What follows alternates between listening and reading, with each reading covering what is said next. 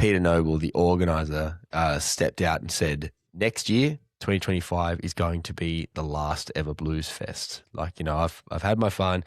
You know, it's not going to work. I believe the quote was, as much as it pains me to say this, it's time to close this chapter.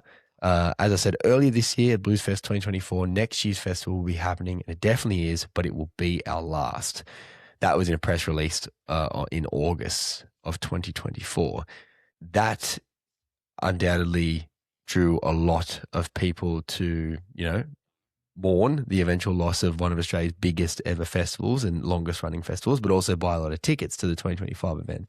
And Cam, at the time when we were covering this on the music news, I remember we were kind of sitting there and musing.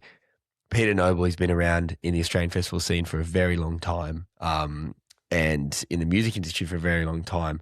Was this a play at the government? Was this a kind of dangling of the event and saying, because he previously threatened to take it into state after he wasn't getting, you know, fair government treatment, which we kind of agreed with his position, he wasn't getting fair government treatment. But was it a play to say, I'm getting rid of this event, a huge financial contributor to New South Wales economy and specifically the Byron region, unless you step up and introduce some kind of support for events like mine?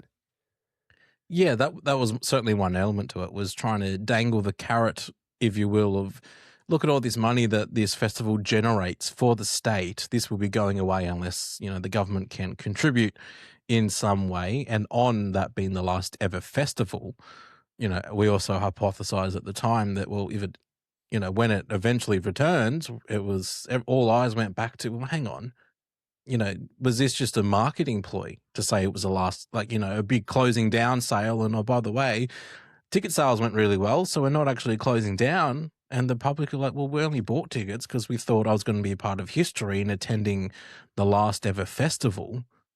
You know, I think a lot of ticket holders felt a bit blindsided by the fact that it wasn't actually the last ever. And, you know, people were saying maybe it is just a marketing ploy to try and sell more tickets because, as we know, ticket sales for festivals are dwindling. And, you know, that was one of the reasons given why the festival was cancelled last weekend. Yes. And sure as shit, yeah, the event of 2025 went ahead, had over 100,000 people go through the gates. And then, you know, after that, he went, oh, okay, well, we maybe actually will go ahead with it next year. Not only that, following his comments of the press release I read earlier in August of 2024, the months that followed, the New South Wales government announced a Contemporary Music Viability Fund, which handed Bluesfest $250,000 in April of 2025. So either just before or just after the 2025 event was due to take place. And the Australian, which has done a lot of reporting and an actual 11-month investigation on this, obviously that kind of preceded the cancellation of the event entirely. It's reported that a combined $722,000 in funding was given by 3 separate New South Wales government departments in the past 12 months. So whichever way you look at it, from all fronts, that play worked. And I believe there was a quote from Peter Noble at the time, which was effectively saying, you know, and some people have described it as gaslighting.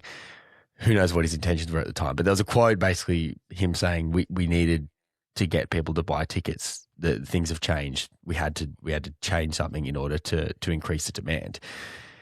And I can kind of sympathize with that because we know that the events and festivals have been on the back foot since COVID regarding ticket sales. And it has been consumer behavior and punter behavior of leaving ticket purchasing to the last minute or just changing behaviors as well that have meant these events are struggling to survive. So it was almost like a kind of return serve to the average punter who's not giving the assurances that events need early enough. Obviously, that's a very controversial way to do it, and it got a lot of fans offside. But you combine that, you know, it's the last event sold a stack more tickets. Also, the threat of that event leaving obviously wasn't the only factor that resulted in the New South Wales government developing these funds and these support models for festivals, but I'm sure it played a role in them actually receiving funding. So they've got 100,000 ticket sales and $722,000 from the government off the back of that announcement. You'd have to say it definitely worked. Yeah, but not a sustainable model, as is evidence that, you know, if you're tricking, you know, punters, if you will, to buy tickets because, you know, by a marketing ploy and, you know, pleading to the government for some funding, and it's not going to be a sustainable model because governments won't continue to prop up a festival.